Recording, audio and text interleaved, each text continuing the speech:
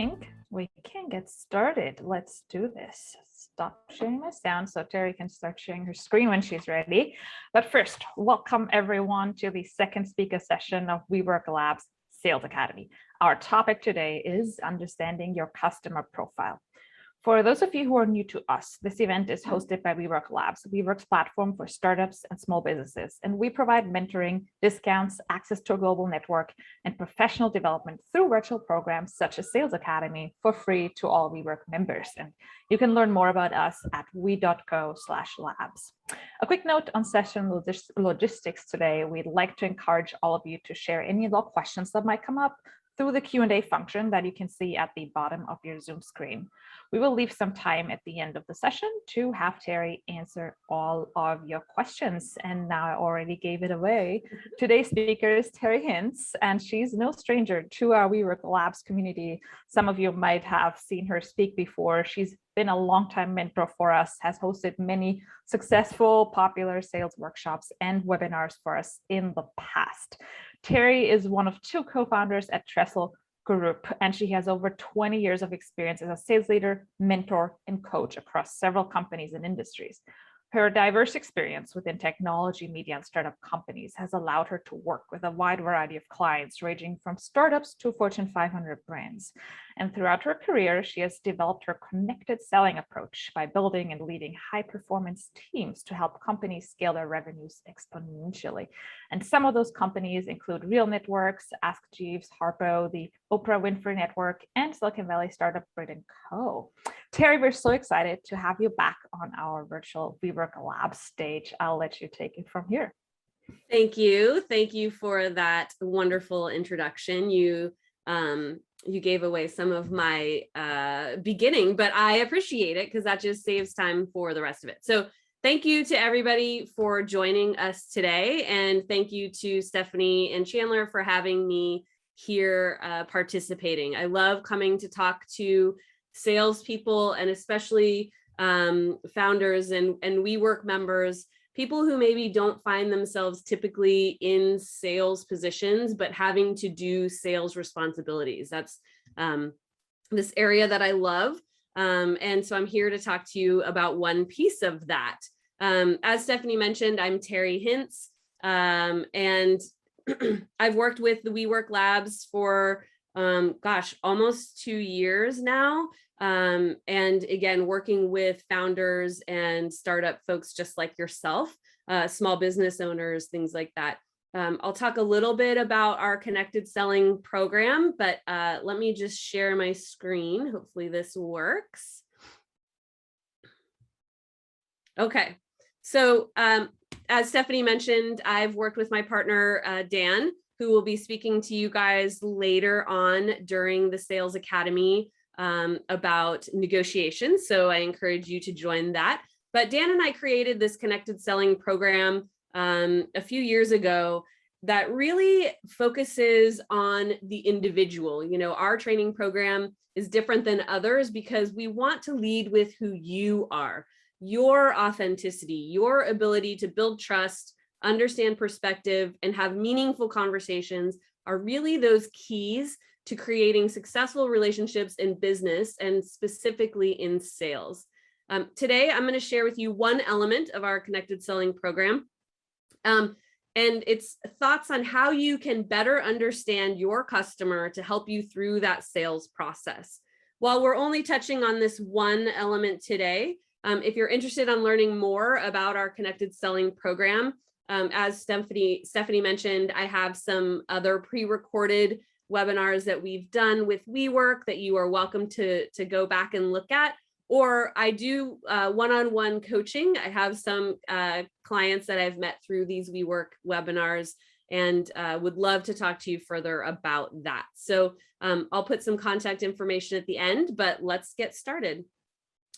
So before we jump into it, I want to ask you guys a question, and I would love your participation. I want you to get into the mind of your client and think about what your clients need. So I want everyone to answer this question. A poll will pop up. Why does your prospective client want to buy your solution? And I know I only have a few options here, but think about what is kind of that main reason? Is it because it's the best, it's the cheapest, maybe it's going to save them money, it's going to help them drive more revenue, maybe it solves for a specific need. Remember, there's no right or wrong answer, but just maybe take a look at that. Okay, we got some answers coming in. We'll solve for a specific problem. Yep. Think that's good. A lot will help drive revenue. Great. I like that not too many people said that it's just the best. I mean, it is the best, maybe, but I want you guys to think how it's the best, and we'll talk a little bit about that. Okay. That's pretty good. I think we have a pretty good solution there. So, you know, it's important to remember there is no right or wrong answer. All of these can be great answers, but whether you're or not you're answering this question in the most effective or impactful way will depend on how much you know about your customer needs, right? If your solution is the best, that might be the right answer for your customer. If it solves a specific problem, that might be the right answer. If it's the cheapest, that might be the right answer. But unless you know what your customer needs and wants and desires, then you won't really know what the right answer to that question is. So today we're going to talk about how you can figure out who your ideal customer is, how you can uncover those needs, and the best ways to define the value that you present to your customer. When you know all of these things, you'll be able to create a solution that meets the needs of your customer and puts yourself in a position to close the sale. So we can look at that. So thank you, everybody. 80 people responded. Thank you for that. So we have a lot of people driving revenue will solve for a specific problem. Oh, nobody said it's the cheapest. I love that. That's interesting. Again, they're all great answers. And we'll talk a little bit about that in a little while. Okay. So there's 3 key questions that you need to be able to answer when you begin understanding your customer. Who is my target customer? You know, what does my customer need? And why do they need my product or service? That really leans into your unique selling proposition. And we're going to look at all 3 of these questions today. Before we jump into understanding your customer, it starts with really understanding your customer's journey. When you can understand their journey, you can identify the areas where you will have the most impact and influence along the way. We looked at this customer journey just from a B2B perspective. If it's a B2C customer, it might be a little bit different. So, but I think it'll give you a good understanding of kind of what we're looking at. So the customer journey, first thing they need to do is identify a need or a challenge. Sometimes they do this on their own, and sometimes this is you helping them identify a need based on your knowledge and expertise. So maybe they don't know that they have a need or a challenge, and you identify that for them. Or maybe they've figured it out and they're seeking out solutions. The next thing they do is research options to solve for that need or challenge. And this is really where that sales opportunity lies. They're comparing their options, who can best solve this need or challenge for me. And this is also the place where you can make the most impact in their decision. The next thing that they're going to do, identify a vendor and sign a contract, right? Note that the customer journey does not end with a signed contract. And this is where the most experienced and the best salespeople will continue to engage with that customer and think about where their journey is going. They're going to then onboard, and then they're going to use the product, and then they're going to need support throughout the program. And finally, renewal and upsell. A lot of salespeople forget about this when they focus on the customer journey because they're only focused on that beginning part. But knowing that you want to continue with them, grow their business, or offer them new solutions from the beginning, it puts your customer into a different bucket and you see them in a different light. When you take this into consideration in the initial sales process, what you're really looking at is the potential growth opportunity of the client. A lot of sales professionals will talk about begin with the end in mind, But remember that the end is not just closing the deal, right? You're looking for a lifelong customer. Maybe you're looking for someone that can grow, buy more stuff, renew, or maybe even just refer you to someone else, right? So maybe they have a great experience with you, and throughout that journey, then they are going to refer you to other people. So the customer journey doesn't end with the closing of the deal, right? And it's important for you to consider which stage of the journey that you're at in your conversations with your customers. And you do need to understand who they are and what they need throughout this whole journey. And we'll talk a little bit about that, because those needs and challenges that you identify at the beginning, those definitely can and might change throughout the duration of your relationship. So now that you know that the journey that they're on, where you fit into the cycle. So where do you fit into this cycle? So I highlighted and put a little asterisk by, these are really the key areas where sales is going to be impacted. Identifying that need or challenge, again, you could play a part in that. Researching those options, that's you coming in and saying, hey, look at me, I'm an option. And then that renewal and upsell.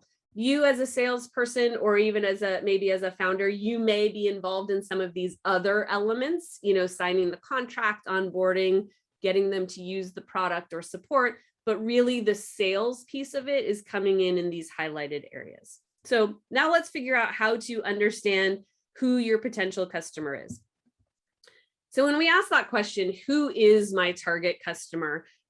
There's a few key areas of consideration, and I've positioned this webinar really to get you to think about these questions and the questions that you need to ask yourself. The first question, what need does it fulfill? What need does your product fulfill for someone else? Once you know the challenge that you solve for, you can better define who it is that might have that challenge or that need. So think big here, right? You want to think industry-wide or really high level, not my product, but maybe why they would need this individually. What's that challenge? For example, if you think about an industry challenge like the healthcare industry, they needed a way to keep patient files from overflowing and having everyone be able to access them at any time. The challenge affected everyone in the healthcare industry. Everyone was using paper files to do everything. But then in comes a company or multiple companies that have a way to solve that problem and take medical files and make them digital, right? What's my niche? So many companies struggle with this, and they say, well, everybody could be a customer. And while that may be true, it's really important when you're trying to define your target customer to narrow that down. I'll take my company as an example. So Trestle, we've created this connected selling program, which really focuses on how to build strong relationships with people. The reality is everyone can benefit from leaning into your authenticity, from building trust, from understanding someone else's perspective and having meaningful conversations. That can be relevant in your personal life and in your professional life. But we've narrowed that down to sales because that's where our experience is. As Stephanie mentioned, I have over 25 years of experience in sales, and it's very relevant in the sales process. So when I look at target customers and who I want to talk to, could I talk to everybody? Sure. I think there is benefit there for anyone, but where I want to hone my focus is around sales. And defining that niche is going to get you closer to understanding who that target customer is. What are the benefits of my product or service, right? If you understand what the benefits are, you can better understand who's going to need it and who's going to buy it. We'll talk about value a little bit later, but it's a really critical question to understand benefits so you can figure out who is going to respond to those. Thinking back to the healthcare example I gave earlier, the challenge was that offices were overflowing with paper files and things weren't easy to find. The benefits of the software, the digital solution, is that it keeps files at your fingertips. It allows patients to access their files on demand. It saves space, right? No more paper files. And it increases productivity. Doctors can enter notes during a visit instead of filling out notes afterward, right? They can see more patients during the day and it brings more money. So when you think about the benefits or the features, again, those are things that are going to respond to the need, and it will help you define and get closer to who that target customer is. And then finally, what does your ideal customer look like? I think this is beneficial from an emotional and a tactical perspective, right? So this industry might have more budget than this other industry. That's something to think about, right? If you have an expensive product, who can afford that? They have to have a certain budget level. Do you want people who are just really looking to grow their business rapidly, right? If your solution solves for that, then you might want to find people that just took on venture capital funding, right? So they're in this different, this behavioral set or this different mindset. So what does it look like, and what does your target customer really look like, and what do they think, right?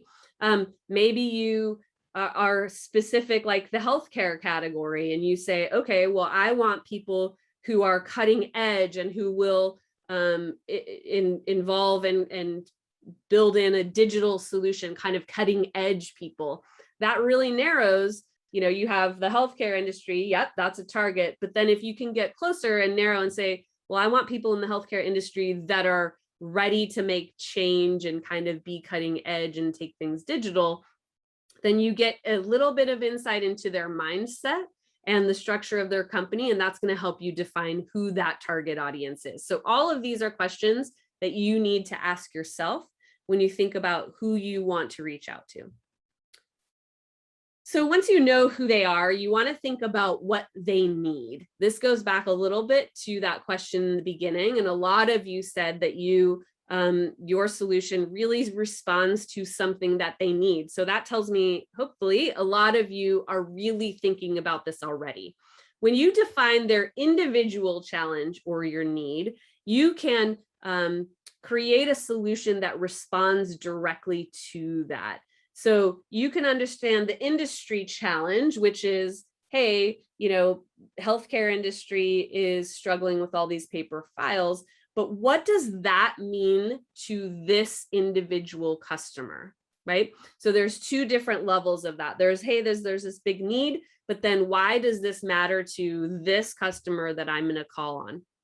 When you understand their goals and what's most important to that customer, you get closer to knowing what they need and what they think will move their business forward.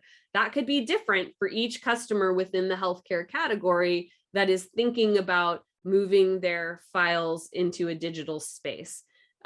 Think about, how are they going to measure success? Understanding the success metrics gives you, as the seller, insight into not only how they're going to evaluate your product or your service, but also what's most important to them.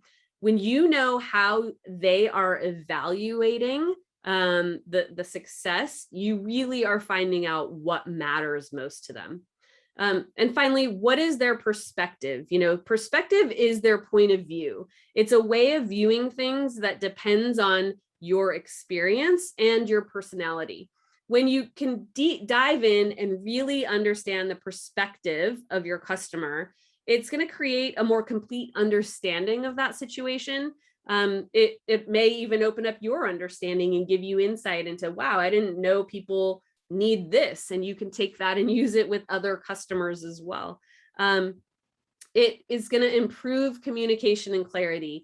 We talk a lot about this when we talk about building trust and how important communication and clarity really is. When you can understand that perspective of where your customer is coming from, you can be really clear. You can use their language to shape your conversation so that you guys are both on the same page.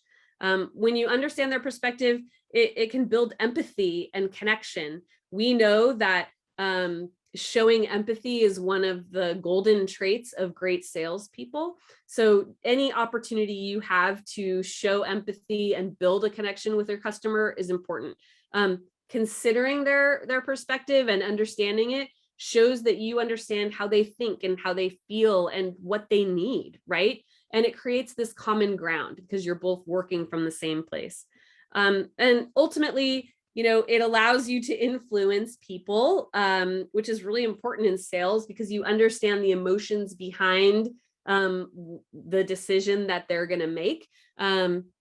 There's a phrase that people like to use, which is people buy on emotion, but they use the data and the information to justify it, right?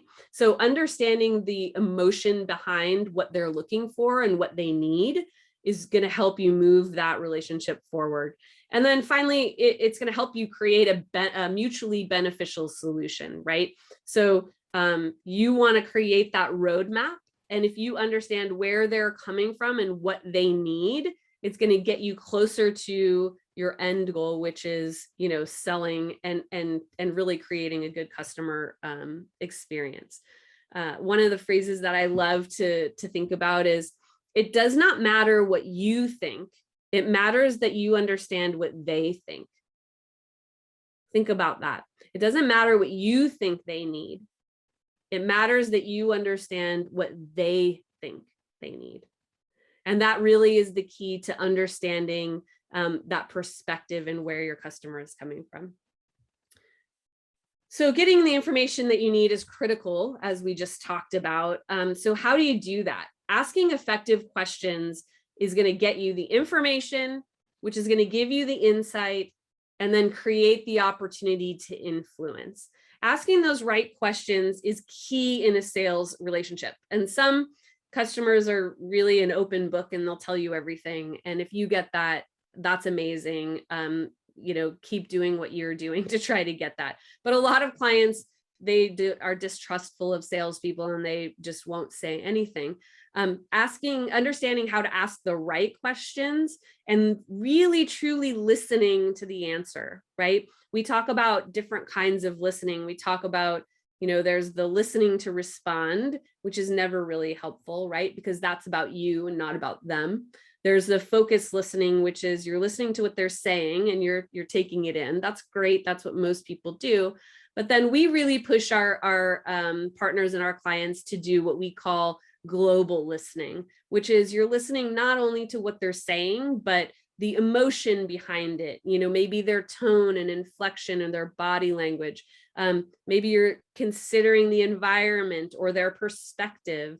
And that's really where, when you ask the right questions and you listen in the right way, it's going to allow you to understand where they're coming from, give you that insight, and then what you need to do to close that sale. And that's that influence, right? So we'll talk a little bit about how you can do that and how you can ask the right questions to give you this. We call it effective questioning, and there's really different types of effective questions. And the goal here is to get the maximum amount of information and to understand their state of mind and their perspective. We go back to that. Open-ended versus closed-ended questions. I'm sure everybody is pretty familiar with this, but open-ended questions really allow for a more robust answer and thus more information, right? A closed question is typically just either a yes or a no or a single word. And if you think about, how open-ended questions might give you more information, instead of asking like, how many people work in your office, you could try, tell me about the people that work on your team. You're going to get a much more robust answer there. And you're going to get some insight into how they structured that team, the type of people that they hire, and what matters to them. Instead of just saying, do you want to grow your business? Yeah, I want to grow my business. You could ask something like, what changes would you like to see as your business grows? That's going to give you insight into what matters to them and where they want to go, so that you can position your product or service in those key areas of what matters to them.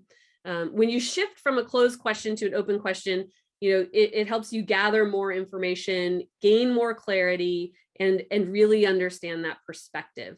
I love phrases like "tell me more," or "what does that look like for you?" or "why is that important?" Those assist in really getting as much information as possible. The power of why. People that know me and that I coach, they know I actually have a sticky note here that I have on my desk that just says why. Why really opens the door for them to give you their perspective. It allows you to understand the emotions behind those actions and those words. It creates that insight that you're really looking for into their values and their beliefs. And it opens up really a world of possibilities for answers. Understanding why they do something or they don't do something can be so important for helping you understand the best solution that you can offer them. It helps you understand where those areas of influence are because you understand the perspective they're coming from. And then we talk about trial closes, which is one of the great effective elements in sales. They are closed-ended questions. So it's important to remember not all closed-ended questions are bad, right? I typically ask a closed-ended question at the start of a meeting just to set the stage and understand, hey, have you ever used a coach before?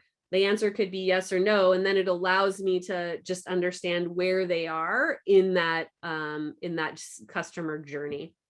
Trial closes are really meant to garner agreement and to see if you're on the right track, right? Do they agree with you? Hey, if I was able to get, to increase your, sales pipeline by 20%, would that be of value to you? If I was able to, increase your proficiency in this area, would that be of value to you? Those are things like that will get you closer to that yes on your sale, right? So know your goal. Make sure your questions are leading towards that goal. And if your goal is just to get more information, ask those questions to get that information. If your goal is to gather insight, why is a great question to do that, to understand where they're coming from and what they're thinking about. And then if your goal is to see, are you on the right track? Are they close to actually closing? Ask those questions, those trial closes. Hey, if we were able to do this, is that of value? Yes or no? Then you know which way you need to go there. I'd love to ask, I haven't done this before, so, but Stephanie said it's possible. In the chat, I don't know, can you guys share some of the questions that you guys might ask to customers? Let me see if that's possible. Is that possible to do? Yeah, it's totally possible. They can Okay. put it in the chat, and please make sure that you change the blue submission box to host and panelist. That way everyone can see it. And it may just take a few seconds for people to think of theirs and drop them in. But yeah, so think about what questions could you ask people that might get you either some information or some insight or get you closer to solving that problem. So let's see what we got. How would having a solution to this problem impact other areas of your life? That's a great question, because there you're getting insight into, hey, what matters? What is this impact that you could get in other areas of your life? That will tell you kind of what they're thinking about and really, what mindset they're in. In what ways has the pandemic affected the social aspect of the working relationship of your employees? That's a great question to ask. And I think one of the things here that you're doing, I think it's Elena, in that is you're also building trust, right? Building a connection, acknowledging, hey, you know what? The pandemic has affected a lot of people in a lot of ways. So how has that affected you? You're taking the time to ask them a question about something that matters to them, and you're getting insight into maybe how they've had to shift and evolve. That's great. Questions related to the impact with a specific period. Yeah. So thinking about a time period, I think that's a great way to really get people to think about things and relate them to something to them, to a specific time period. drilling down into what the problem is. Yep. Oftentimes they're focused on the problem and not what is really causing the problem. I think that's great. It's similar to something that I talk to my coaching clients about, is sometimes when people ask a question, I encourage you not necessarily to answer the question, but to find out why they're asking, right? So sometimes they may say, hey, can you guys do this? And the answer might be yes. But if you ask them, well, why is that important to them? Then it gives you more insight into what their real problem is instead of what they think. Lot of great questions coming in here. What are 2 or 3 most important considerations when choosing marketing partners? That's great. One of the things that people talk about is first, last, best, worst, right? So getting people the opportunity to talk about the first time they did something or the last time they did it can give you insight into, what were they thinking at the beginning or most recently. The best example or the worst example, that also can give you insight into their mindset about what works well and what doesn't work. These are really great questions, and I appreciate everybody asking them. I see some other questions in here that I'll get back to at the end, but we'll go through some more of these, but thank you for that. Okay. So we're going to do another poll, and we're going to shift into value. So remember, with these poll questions, I only have limited number of space that I can put comments in there, but I want you to think about what is the value that you provide your customers. And this is different than why they would buy from you, but what is the value that you provide to my customers? And I think maybe Chandler or Stephanie is going to put up a poll there. Here we go. Thank you.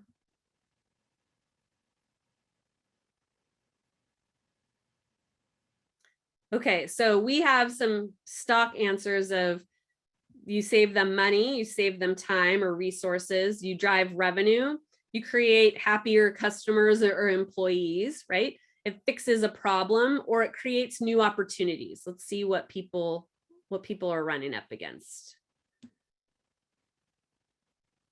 Save time and resources. Yep. Drive revenue, fixes a problem, creates new opportunities. Oh, we have a pretty vast answer here. This is great. Saves time, resources. One of the things that I think is interesting is, only one person has said saves them money, but and maybe because we can only select one answer, but saving time and resources can also save them money, right? So it depends on how someone's looking at it, which angle you might think about there. So it's great. Fixes a problem, creates a new opportunity. Cool. Thank you guys for participating in that. I appreciate the engagement there. I think what I want to look at and what I want you guys to be thinking of is, what is that value that you provide and how you can share that with your customers? Again, there's no right or wrong answers in this. What's important to you and the value that you provide your customer is different than every single other person on this call. And that's wonderful that you guys are thinking in that way. So let's dig a little bit deeper into that. So what is my value, right? And when I say that, it's like, what's the value that I'm providing to my customer? This is really that why, right? So I already told you the power of why is real, but the why for them is going to relate directly to the value that you can provide. And when you understand the value that you create and you can communicate that effectively to your customer, you're going to be able to increase your influence and move them towards selecting you as their partner or as their service provider. So thinking about value, the things that I want you to focus on, like, what are the benefits of my product or service for this customer? We talked about this in terms of finding your target customer. Here you want to do kind of the same thing, but really target to your individual customers' needs or challenges. How does it impact their business? Take that benefit statements a little bit further. The benefit may be that you don't have to keep paper files of everything if you go digital. The benefits that come from that is that, or the impact that comes from that is that you're going to have more office space to potentially have more patients. It's going to be easier to find the files when you need them. Your work is going to be more accurate with doctors doing it in real time. And maybe even you lean into the fact that you're saving trees if you know that that customer values, the environment or environmental impact. So, that why does it matter? Again, leaning into that power of why. Why should they care about having more accurate records? Well, when you have more accurate records, you're going to be able to provide better care to your patients, right? When it's easier to find the files that you need, maybe you need fewer employees to manage your office space, which allows you to save money and or spend money on things that help you get into areas that you haven't been able to do. Maybe you've uncovered this hidden desire in the meeting or in your conversations and through your questions. So yes, you can, be more resourceful here and save money, but that's going to allow you to spend that money on this thing that you really want to do. And maybe that has nothing to do with you or your business, but that's okay because you already know that that's important. And if your business can help them get there, then that's a win-win situation for you. So how do you define value for your customer? Identify a client's pain points. What is it that they really need or want? What is it that's slowing them down? Considering their perspective here is really important to understanding that need and how you guys can solve for that. Identifying the benefits. We've already talked a lot about that, but how can you solve for some of those challenges with those benefits and solutions that you provide? What is it that they're going to get out of it? If you value, or if your value that you provide is really good customer service, what does that mean to them? What do they get from having really great customer service in this one category?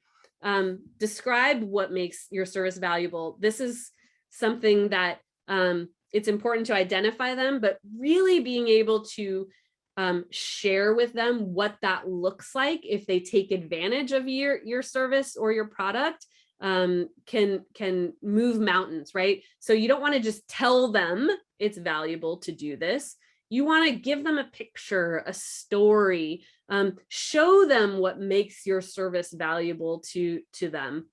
How will their job or life be different with your help? What is that impact that you'll make? If you can create a story around the value, it's going to help them envision it, and you're going to get that emotional connection, which is going to help drive them to the sale. Stories really make it more relatable to their business. So when you think about value, think about describing what that means to them through a story. And then, of course, making sure that it aligns to their challenges and pain points, right? So describe what it looks like to them when you take over X, Y, or Z for them, right?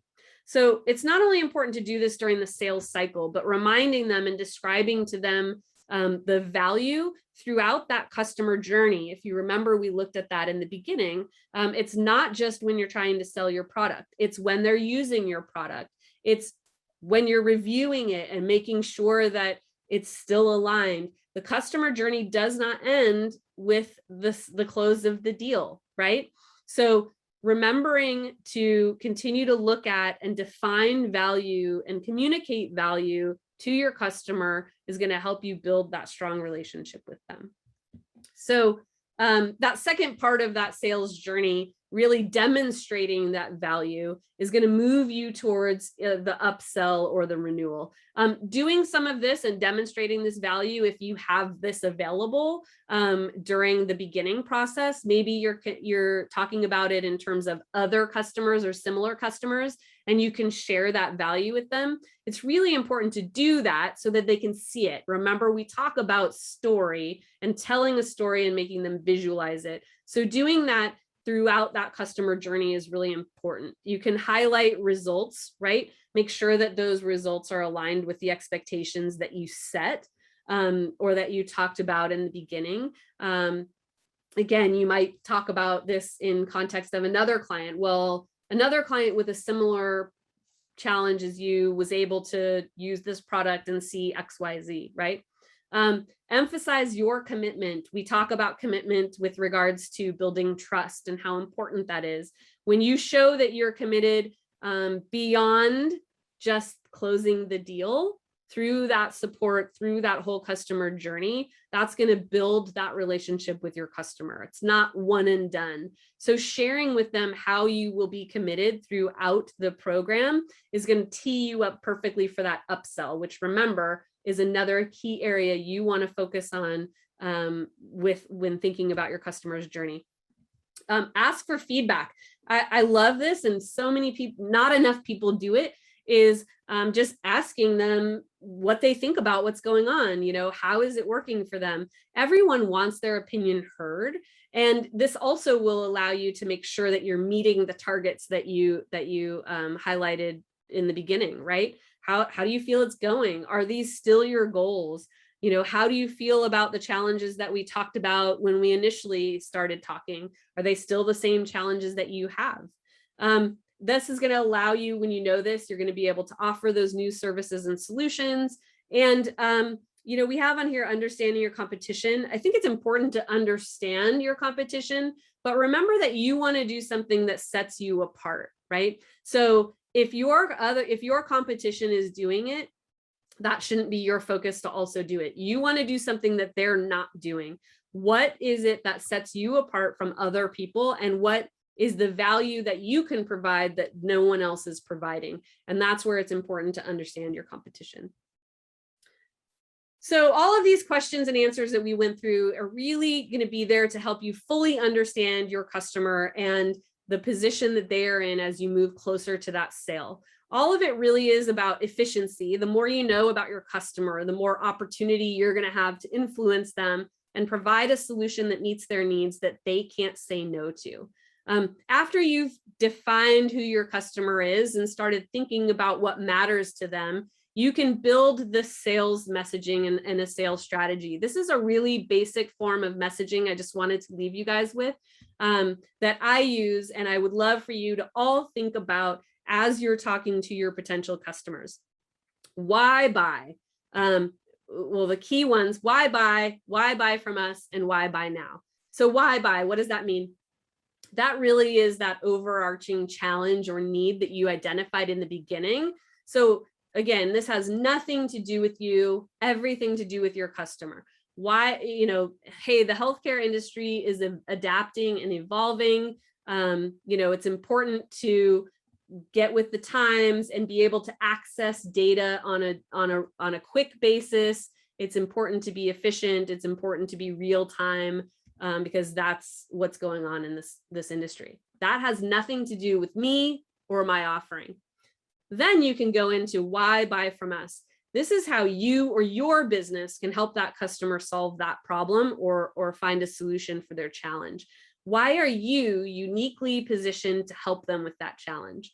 And then why buy now? This really focuses on creating urgency. So maybe this is like, hey, it's been, 18 months of this pandemic and people are just now starting to evolve and get out of it. You need to build up your sales revenue because you haven't done it in the past, 18 months. Here's how we can help you do that quickly. So creating some sort of urgency around their needs, around the value that you can provide, is what's going to help you move closer to that sale.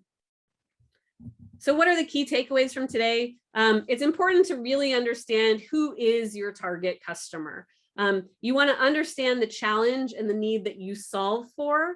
You want to define your niche to understand where you should spend your time in finding those clients, and then identify what does your ideal customer look like, right? What are their needs? Listen to their perspective. Understanding their perspective is really going to give you that insight that you need to be able to influence their decision to go with your product or service. And then think about being able to articulate and demonstrate the value that you provide. Know the value and why it's important to them. Remember, that's the key. Why? Why is it important to them? Share that value often and then adjust as that value changes, because it can. And then create sales messaging that responds to all of those key elements that's going to relate back to that customer, to the why, and to the value that you provide. So I know that was kind of a lot in a short amount of time, and we really just focused on one element of understanding your customer, but practice this, ask those questions, create a list of questions that you can come back to on a regular basis when you're having conversations with your customers. I encourage my clients to just have a list of great questions and effective questions that will give you that insight that you can just quickly go back to when you're on a call with someone. We also do individual coaching sessions, as I mentioned. So if you'd be interested in looking at that, I would love to meet you. Through WeWork, we offer a free 30-minute mentoring session. I know a couple of you have reached out to me already, so thank you. I appreciate that, and would love to talk to as many of you that are interested about sales, the customer journey, or any other element of that. So thank you guys for your time. I really appreciate it. Here's my contact information, and I know there's a page that Stephanie and Chandler have put up with my information and how to get a hold of me. Amazing. Thank you, Terry, for sharing all your wisdom. I think this must have been your 10th webinar with us. Maybe. But as usual, a lot of sales wisdom and great learnings for everyone. Yeah. Thank you for joining Sales Academy participants and everyone who is new to us and might have joined. We're looking forward to seeing you all exactly 48 hours from now for our next session on successful prospecting in the digital age, Thursday at noon Eastern time. I dropped a few links in the chat, so I'll leave that up for now. As we're leaving the session, you can book your mentor time with Terry on our WeWork Labs member portal if you are a WeWork Labs member. So that link is there. You also find the discount link there, discount that Terry is offering to all WeWork Labs members. And of course, also, if you want to learn more about our programming, you'll find that link also. So I leave the chat open for a little longer. Looking forward to seeing you on Thursday. Thank you, Chandler. Thank you, Terry. Have a great rest of your day, everyone. Thank you. Thanks, everyone. I appreciate your involvement. Thanks.